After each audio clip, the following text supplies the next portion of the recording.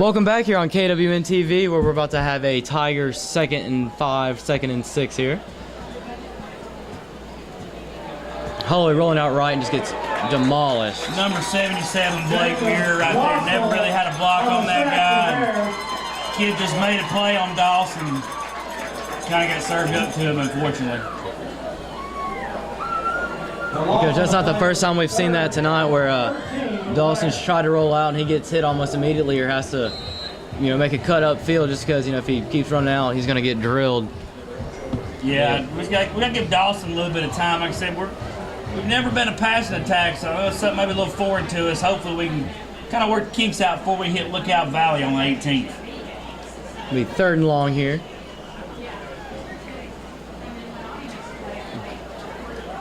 Ooh. I don't know how he's still standing. I don't either. That is one heck of a run by number 21, Clay Mahone. He just got blasted and kept his feet and kept going. That's one of those, you hardly say a 2 or 3 yard loss was a good run, but his effort on that play, you got to give him credit for that. He, heck, he almost had another little spin move like he did against Grundy County, where he kind of rolls up top of the tackler and stays on his feet. Absolutely. Be 4th and long here.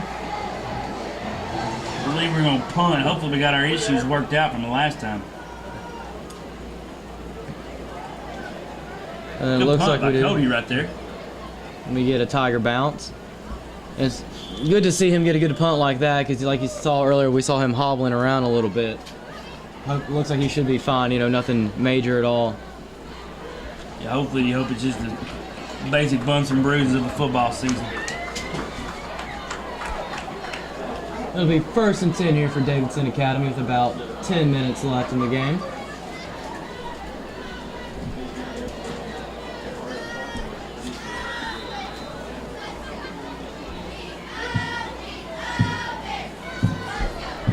Looks like the young guys in again for Davidson Academy here. Jet sweep there. Great wrap-up tackle there by Jake. Jake would have cleaned it up by Trey. Number 8, Ethan Sladden had a chance there.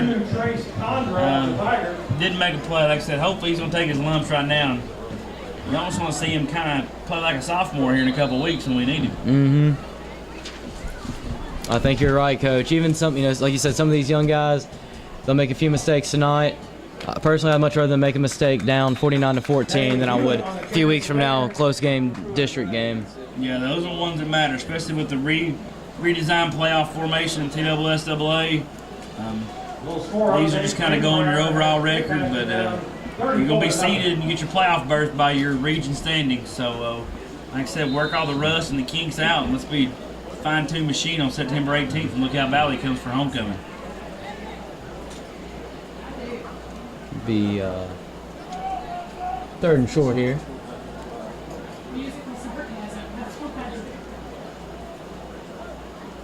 Ooh, bad snap. Ball still in the end zone. Let's see here. I believe we're going to be on the 1, maybe 2. I think Davidson Academy recovered it. It's going to bring up 4th and halfway down Highway 24. But number 10's got a leg, but Brandon, he can put this anywhere. We may need to take his film over to Coach Huseman at UTC. Yeah. I think you're right, Coach. I'll tell you what, if he somehow boosts this and gives us some bad field position, I'm just going to take this film. I'm not even going to take it back to the station. I'm just going to show it to Coach Huseman before the game tomorrow. Yeah, I'm going to text Coach Healy and tell him I found him a punter coming up. Davidson Academy running somebody in here late. I don't know if they got young guys subbing in or maybe one of these old guys. He already took the night off. Good punt for what he could get out there. Fair catch called by Ingracia. We're going to take over at the Davidson Academy 40-yard line. I'll tell you what, Coach, that was about a 50-yard punt from that kid. Great kick out of him right there. So we kind of talked off air. You wonder if the kid's getting any looks from somewhere. Speaking as a coach of another sport, I hope he's playing another sport here besides football, whether it be wrestling or soccer or baseball or basketball or something. I mean, he seems to be a pretty good athlete. I think you're right, Coach. And I mean, it's kind of like we talked a little bit off air too. Is the way this kid kicks. I mean, he kind of kept his cool. You know, we talked all night about how he gets a little pressure, he gets that shaky feet. You know, he really showed some good poise there on the that punt. You know, obviously, you know, the Tigers were going to be attacking. You know, stayed calm and just booted it out of there. I mean, he kicked that from the tail end of the end zone. As you can see, Ingrassia fair caught it at the 40. Yeah, got some young kids coming in the game here, Brandon. I saw Ingrassia kind of hobble off, and so there's a boy, number 31, Hudson Petty. Flag thrown from the back judge. That's usually a holding call. You see anything kind of like that. Also, number 3, Travis Nolan's in there. Caught a touchdown pass last week against Squatch County. Number 8, Ethan Slatton, seen a little more time on offense, it looks like. Penalty's definitely on us. We've already retreated. I don't know exactly what it is. Let's see what they're doing.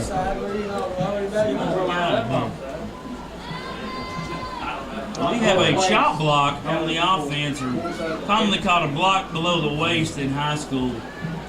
And we have another sideline warning on Davidson Academy. It's going to back us up. It's going to make about 1st and 20, unfortunately. Right at midfield. Didn't see the block. I'm going to guess it was inside the tackle box for sure. Probably the guard center combo, because where that back judge is, he's lined up directly over the center, 20 yards deep.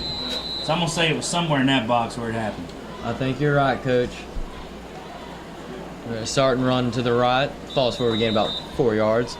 I think, Coach, this is where it gets interesting, kind of like how it was last week. You get these young guys out there, get them some experience, you know, maybe try a few plays that, you know, aren't going to be in your bag of tricks, but, you know, maybe just see how they work, you know.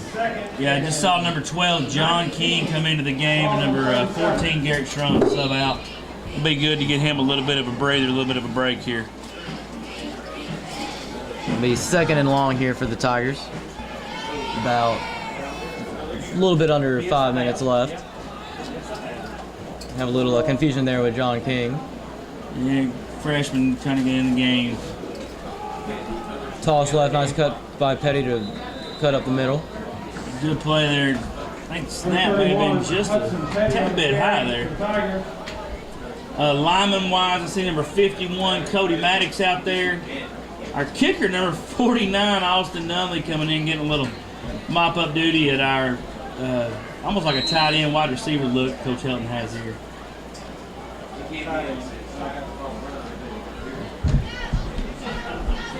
Third and long here, Coach. Running clock under 4 minutes left.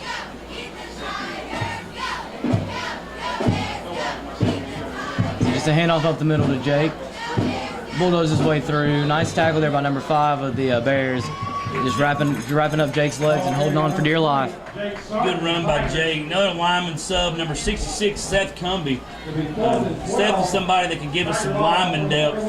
I think it's maybe his first live action of the year. He may have played last week and I may have missed it, but need to see him come in there.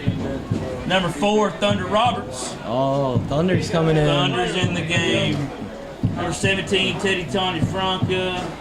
We got Cody. Cody's hobbling back here, and Cody don't know where the ball is. Cody's about 30 yards deep on a punt. If we can get it back here, we're doing really good. Yeah. And I'll tell you what, too, if Cody keeps kind of hobbling like that, I'm not sure if these referees will let him play much longer. Just got that off before the play clock went out. Grab that thing. Nice little punt there. Another good punt out of Cody. Need to see if we can let Austin or somebody else punt. Cody's hobbling good bit. So hopefully it's just dings and bumps of football.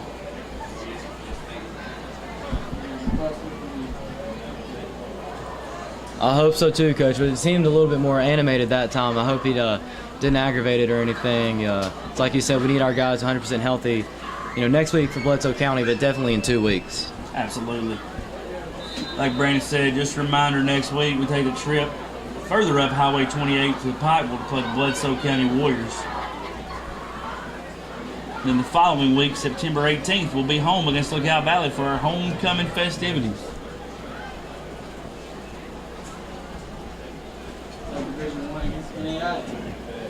Run up the middle here. Gain of about 12 yards by the Bears. Good tackle by Brandon's favorite player, number 4, Thunder Roberts, and number 8, Ethan Slatton. Like I said, like to see Ethan get these minutes here on some of these kids. Subbing in the game, number 6, Dylan Rector, getting a little mop-up duty here. And now I see number 3, Travis Nolan, in there as well. We said it before, Coach. We'll say it again, probably a couple more times tonight alone.